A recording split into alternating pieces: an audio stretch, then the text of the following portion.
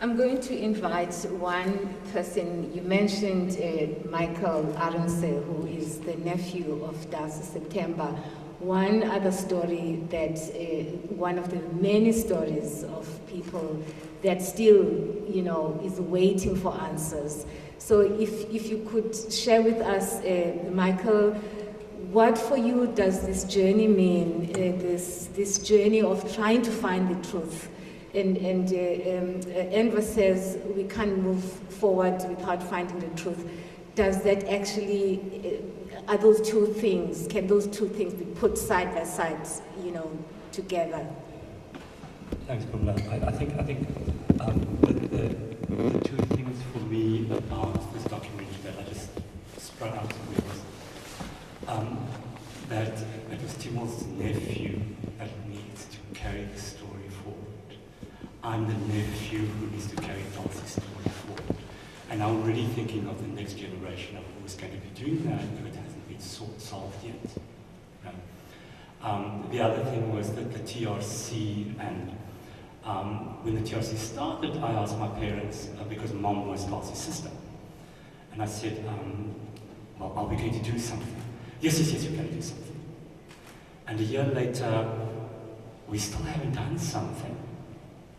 And how, as the nephew, you now have to say, okay, fine, I better just do it.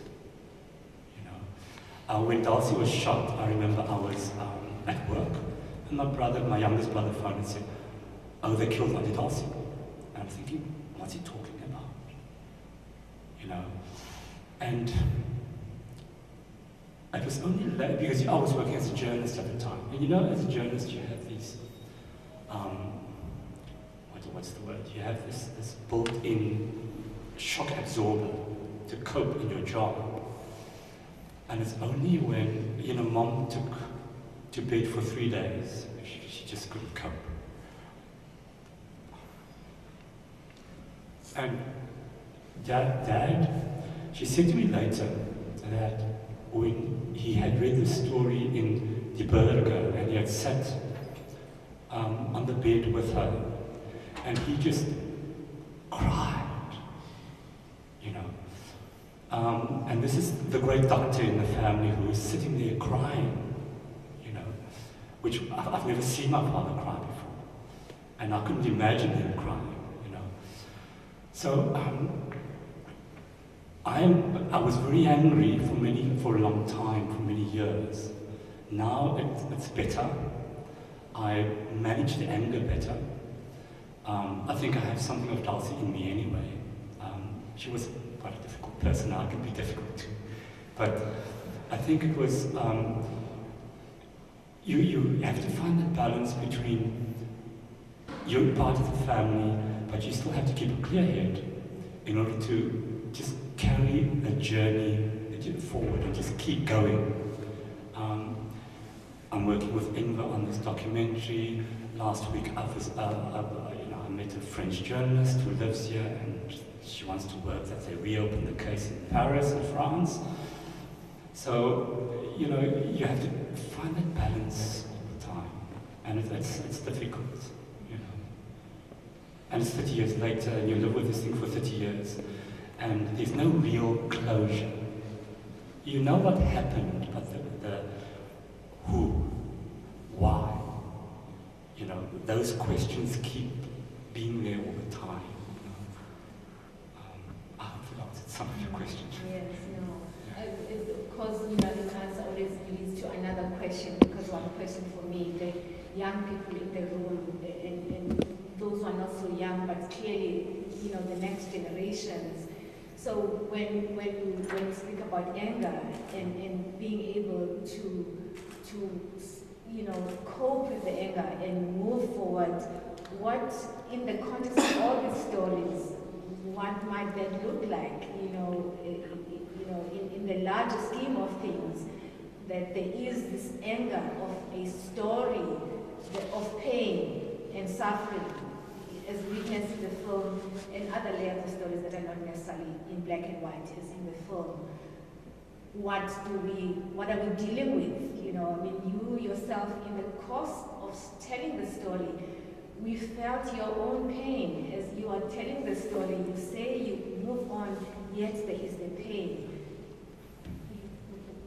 How do we read that? How do we read it, but also how do we learn from it? I think as long as the truth isn't told, it will always be there. Truth is a very expensive commodity. As long as you don't know, the doubts are always there. You're always wondering. The pain, you learn to live with the pain. You learn to live with the anger. It becomes manageable in your life. But it is a burden that you have to carry. Someone in the family has to carry this burden, you know. And you find that we are 5 siblings. Darcy never had any children, so I'm the eldest nephew. But we are 5 children. 3 have gone to live overseas, you know. And I occasionally get the phone call, oh, when you're getting out of there and coming over here. But this is where I belong. This is my country too, with all the pain, with all the anger. This is my home. You know, Darcy fought for this country too, you know. They deal with it in their own way, and that's okay. I try and deal with it in my way, it's, you know. I don't know if... Yeah, no, thank you very much. Yeah, I'm going to open it up now to the larger audience. There's a question right at the back. And again, as I would like to say, please, everyone's question is important, everyone's comment or question. There are no people who are ruled out of, you know, taking the mic. So please, everyone, say what's on your heart. Yes, please. Thank you, Ms. Pumla. Thanks, Mandela, for the powerful documentary. I have a question for you. Is there a say reason? Your name, please, just so that you know. Oh, Jacob Lamini. Yeah. Is there a reason, Enver, why you skirted the question of how Timol was captured? That's the one question, right? And then the other question, which is, I guess, for all of us, I mean, is it not the case that if there's one thing we learned from the Truth Commission, it's that the truth doesn't set you free, that knowledge is not power, right? Because I worry that this obsession with truth and truth-seeking is in some ways leading us down a blind alley, making us believe that once we know the truth, then we'll feel better, right? And I actually doubt that. But I guess it's more of an observation than a question, but I'm just putting it to you. Yeah, thank you. Welcome back home, Jacob.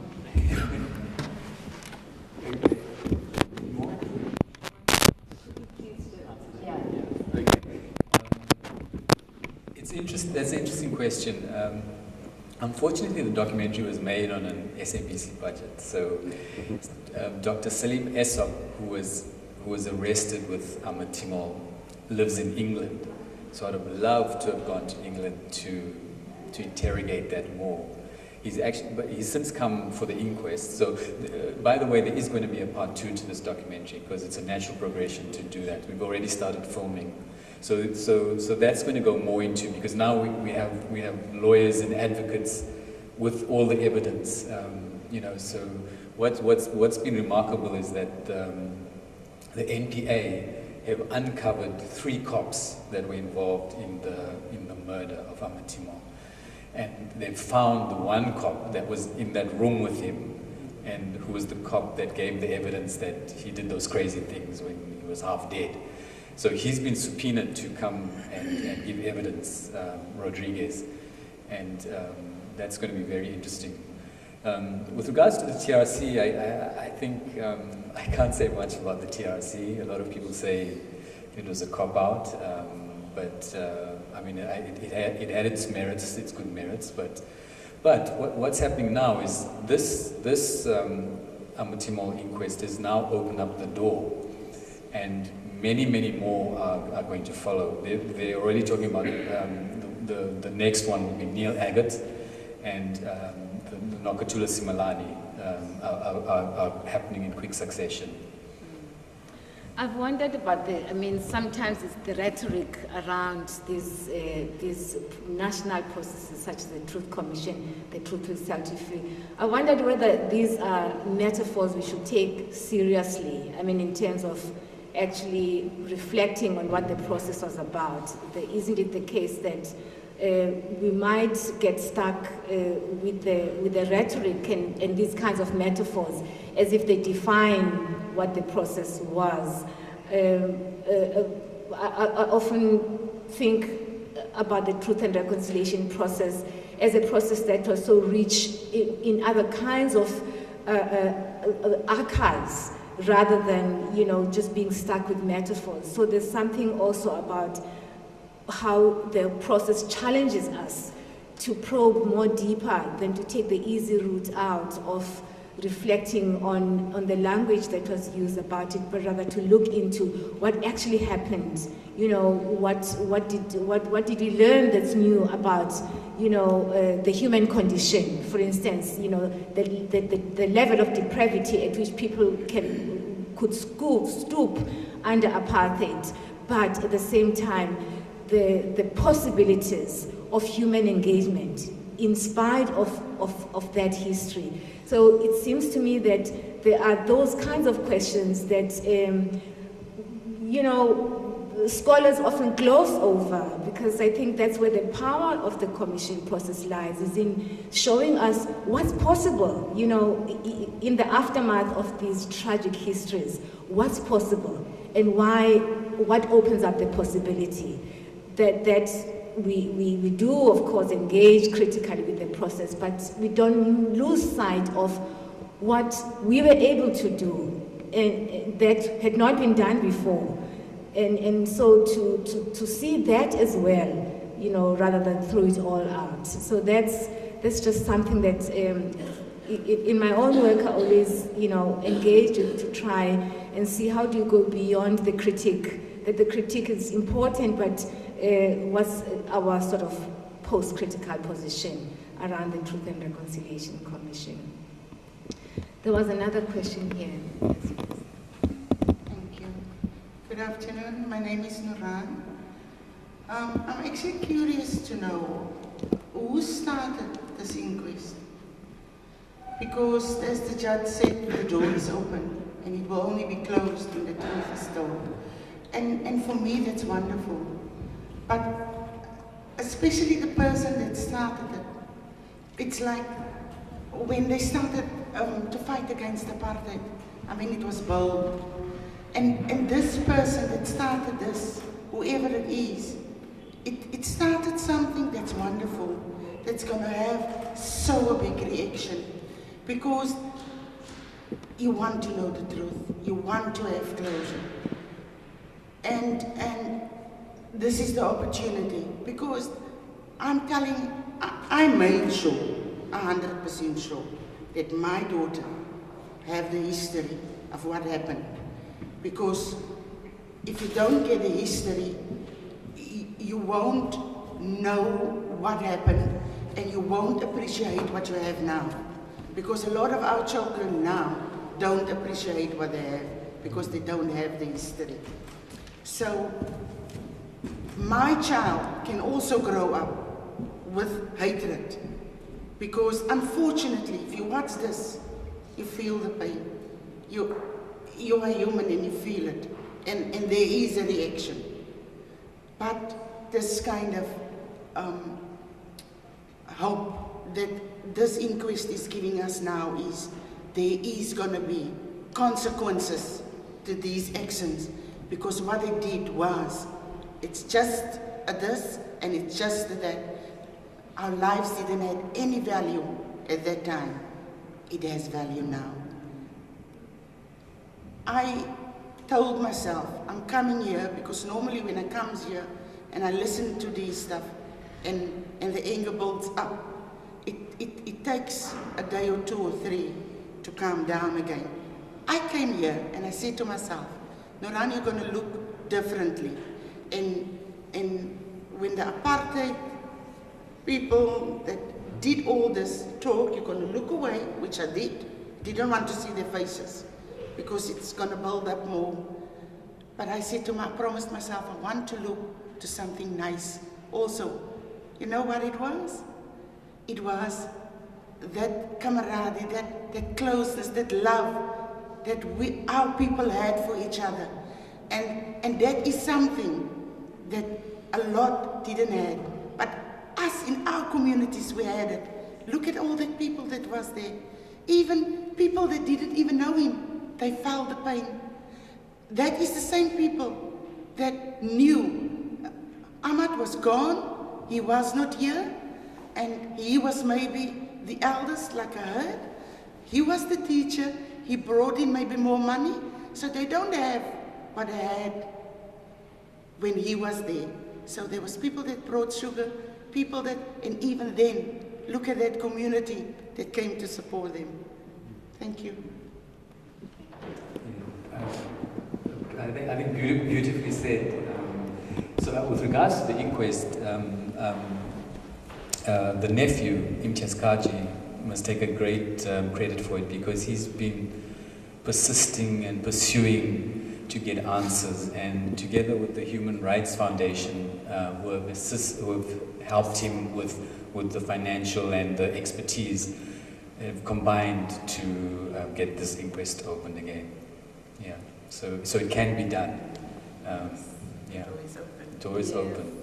Yeah. Thanks, Noran, very much. You always make such poignant statements at these meetings. Thank you. Yes, please. Oh, you have mic. Well, hello, Tato. You know, watching this documentary and the violence, if I could put it that way, the violence that is so persistent and the trauma that is so persistent there that you keep seeing, I'm reminded of something Benokri once wrote in saying that there are certain things that make a stone cry. And I'm reminded again of something that, a saying that my mother once said to me, in saying that, which simply translates, I too am a person, I am not a stone. And you know, when you think about how, when you keep thinking about how we gloss over all of these things, all of these stories, we gloss over them, and we still act so surprised. We act so surprised when it is within the capacity of people who have lived through that same violence to come, if, you know, a good 2 decades later, and still be the same people who have lived and inherited the trauma, and we become so surprised at the violence that we see with things that Tango Marikana.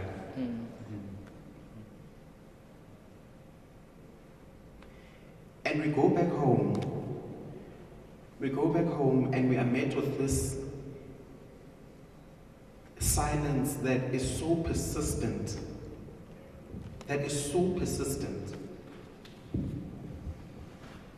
You go back home, you try to talk about, it doesn't matter, you pick up a cup that has been in a cabinet that you've seen your whole life, and you are told you should never even touch it, because it used to belong to so-and-so. And when you ask who so-and-so is, you say it is that person who was taken away by the police. And it ends there. And what I find so troubling about it is that, yes, we may say, yes, we do have this obsession over the truth itself. And I would say this obsession comes from a place, at least for me, someone who did not even live in those times. For me, I need an explanation as to how is it that the people that we call elders, who we are told growing up from a very, very early beginning, that you're supposed to give them respect, this unending and unyielding respect. How can they not see the kind of wounds that they leave their own children with? And these same wounds, we are told that to explain them away, there is nothing that can explain them away. These very wounds. I think it's very, it sits in a very right place that we obsess over this truth so much. It's sitting in a very right place, and I guess I want to thank you even for telling the story. You know, filmmakers like you and documentary makers like you, not too long ago with Ashley Creole as well, and the story there, and to think that there is so many other people out there. There are so many other people out there. I mean, in all honesty, I think every single person who said, I'm fighting for the future generation, and to be told today that we should be grateful for this bare minimum. For this bare minimum, and we should be grateful more than anything. More than anything you should be grateful. It's far too low a standard.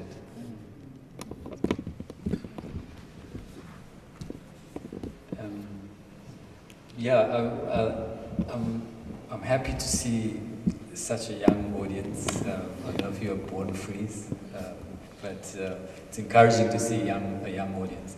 I think was your statement, or did you want an answer for? But in terms of the violence was it's horrendous. If you listen to the testimony coming out of the inquest, they're trying to build a case of how people that were arrested after Ahmed was arrested and Salim, how they were tortured. And if you listen to that testimony of theirs about how they were tortured, it is gut-wrenching. It's horrific. It's but we'll hopefully try to capture that in the second part.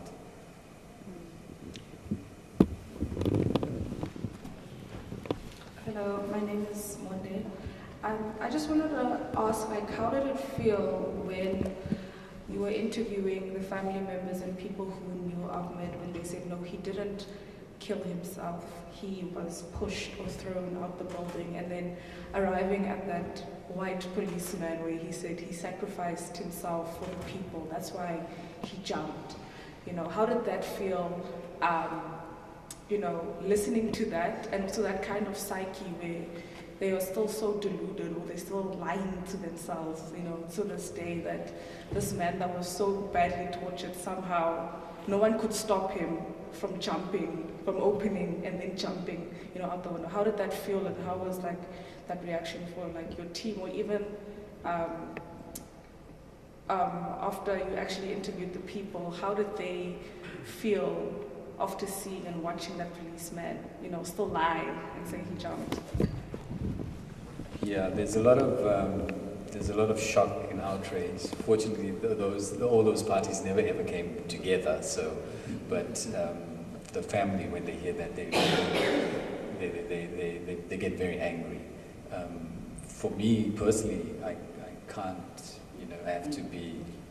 Yeah. So, but I mean, in my head, I'm saying something else. But that's a sad reflection of the indoctrination and how even today it's still living. Yeah. Yes. Hi, I'm Dumi. Thanks again for the wonderful documentary. As much as this was Timol's story, I feel like it's also just a national story. And that the nation, needs answers. I mean, I'm just thinking that I think a lot of people, most people, have this kind of story in their family. I remember my grandmother. My grandmother used to get drunk a lot, all the time. And whenever she was drunk, she would always talk about her brother who died, her brother who was killed by the police. Every time, she could never talk about it when she was sober. She had to be drunk for her to mention that story. One thing I noticed was that there was almost a, from his comrades, there was almost a, we know the truth. We know what the truth is, and we know that he was killed.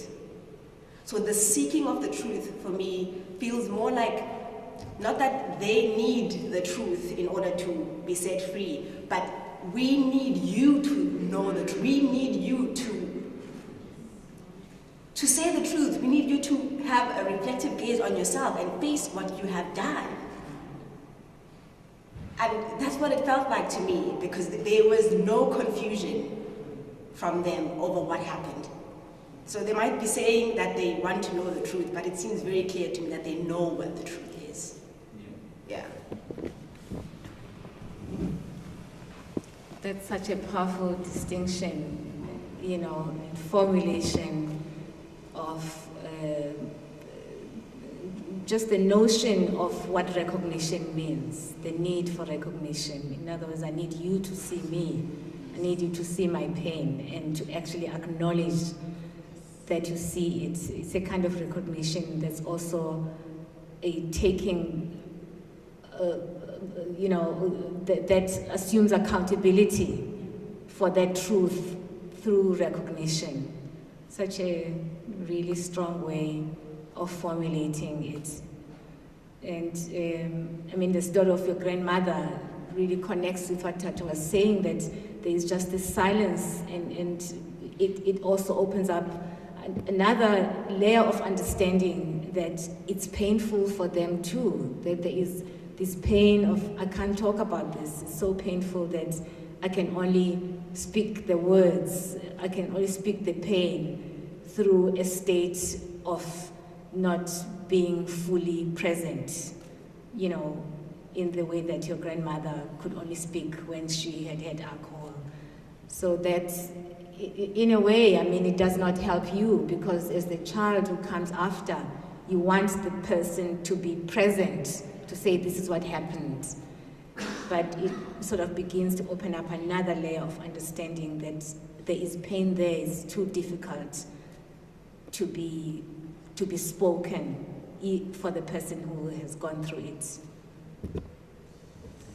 Yes. Thank you very much. I wanted to reflect a little bit on this idea of heroes, because you started at the beginning talking about the big three, and that there are so many unsung heroes, and there are so many stories of these heroes. And it is on the one hand a story, and there are many stories that are being shared here, of pain, of injustice, of wrongdoing. But it's also a story, what I see, it's a story of a life that held meaning. Meaning in that decision to fight against the injustice. And something that I'm picking up today is that it's becoming harder and harder to live a life that has meaning, to know what that meaning even looks like, to know what we're fighting for and what we're fighting against. And so I think about closure, on the one hand being, yes, the truth of what happened, but what about the closure, and I know we were also speaking about this, but the closure that comes from change. And when we find ourselves in the present, struggling to find lives of meaning, when perhaps in the past, as much as there was the injustice and the violence and the pain, there was the ability to carve a life that had meaning, and even a death that had meaning. When we look today, there's so many lives and deaths that just it's actually difficult to find meaning somehow. So yeah, and to have heroes of today, and what that even could look like when we have all these heroes of the past. Yeah, thanks. Yes. I'm Emery. My questions relate a little bit to Kim's. It's about closure. So I want to bring a little bit what the reader says about closure, which is also the work of mourning. And this is in relation to what the film suggests, that the pain of not knowing what happened, therefore there is impossibility of closure. So the reader says this, mourning consists always in attempting to ontologize remains, to make them present in the first place by identifying the bodily remains and by localizing the dead. For these identifications and localizations to take place in good condition, one has to know. One has to know it. One has to have knowledge. To know is to know who and where, to know whose body it really is, and what place it occupies. For it must stay in its place, in a safe place. Nothing could be worse for the work of mourning than confusion or doubt. One has to know who is buried where, and it is necessary to know, to make certain that in what remains of him, he remains there. Let him stay there and move no more. So basically what I'm trying to say is that Timol was killed, and then they saw his corpse. He was buried, and people saw it. So if we have to stick to what the reader says, for the work of mourning to happen, there must be a corpse, and the corpse was there. But what the film is trying to suggest is that the impossibility of not knowing what happened to him, it's lead to the impossibility of mourning. I don't know, how would you reflect on that? Can I say something? Because I think that these questions tie in with so much else, that has been said in the room. Michael, for instance, says we have to know. I mean, this is after so many years, and the aunt was murdered in Paris, and they're here, and now they're opening for the first time to see, to find out what actually happened. There's now a drive, because there is this unfinished business. And while I think you are absolutely right, the idea that you can't mourn something that you don't know. Knowledge is part of the mourning. Then you have the knowledge, and then you have the story, of this younger generation that says, we are expected to move on in the midst of all of that. So there is this other question of life has really actually not changed, so that even though there is knowledge, there are other, there are other existential issues that make it difficult to accept that knowledge and to allow us to mourn. So it's a complicated set of factors of existence, of existential factors that really are about what do we do? I mean, we have to ask the question, what do we do? There are all these knowledges about what is required, what is the kind of steps that are necessary for us to get to the place of even beginning to mourn. And then while we do that, while and all of this knowledge is unearthed, then other things, with your children, the generation that comes after you, other things emerge. Then they open up other kinds of challenges that then, are thrown into this space and create this confusion around the question of how do you have closure. So it seems to me that it requires just so much else that is beyond, these kinds of, statements about if you do this, then this happens. There is a complexity that we are not actually engaging with, which I think is what we need to face, that complexity, that things are not in black and white all the time, that there's so much complexity in just what's going on for us in South Africa, that no sooner do you say that, well, you have these, processes in place, we have houses for everyone and we have jobs for everyone, then something else happens, then you have to deal with that as well. It's not an answer, it's more, really like a complication, that to say that there are lives in a country such as ours, there's just so much complexity, which then challenges us to find just fresh and new solutions to these problems that we have. So we'll end with your response Okay. then, yeah. So I just to go back to the hero. I mean, a hero is, in my opinion, it's not the John Wayne stereotype hero. The hero are the Ahmed Timols and the hundreds of thousands of other South Africans. I can't quantify it, but those unsung heroes. He could have stayed comfortably in England. He chose to come back, even though he knew that there was a strong possibility that he could die, and that's a hero. I'm reading Tula Simpson's history of MK. There are hundreds. Their names are there. They went to fight in '76. They came back. They didn't even touch South African soil. They were killed in Zimbabwe. They were killed before even entering South Africa. Those, we don't know them. Those are the heroes. Those are the heroes. Yeah. Well, thank you very much. Unless there's someone with a question, last question or comments, do I see a hand up? Not? There is a hand up there.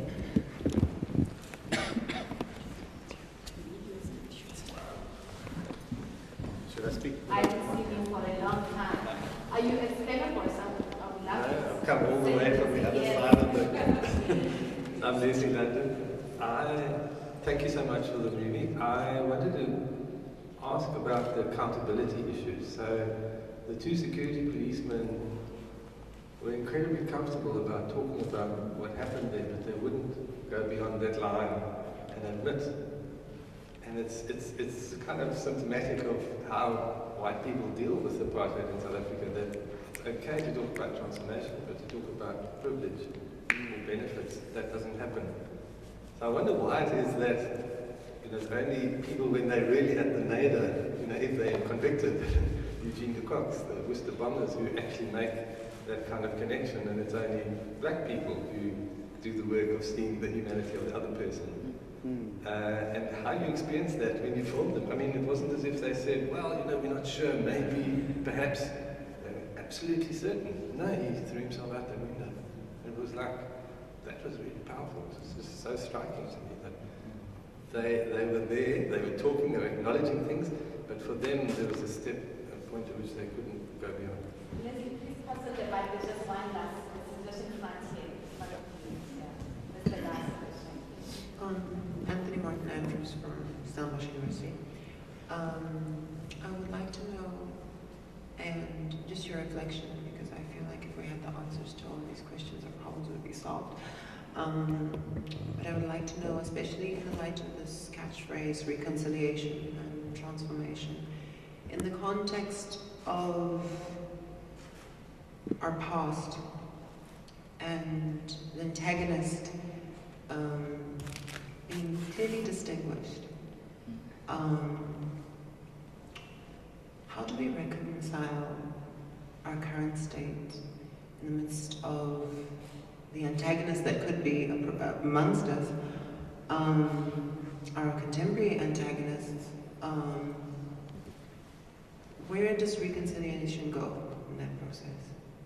How can we sit in the same room with forefathers, fathers who have done such terrible, terrible things? I think that's one for you.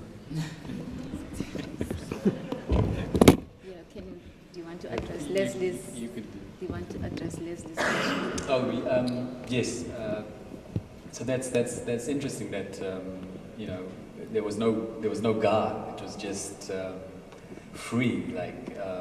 But now that we try to uncover cops that were in that room 1026 with him, and we couldn't during the making of the documentary. It was broadcast in 2015. But now, through the expertise of the NPA, Frank Dutton, they've actually uncovered, they've got someone out from the bush somewhere in Richards Bay, the Rodriguez guy that was sitting with Timol, and he's been subpoenaed to give his testimony. So that's going to be dynamite. Yeah.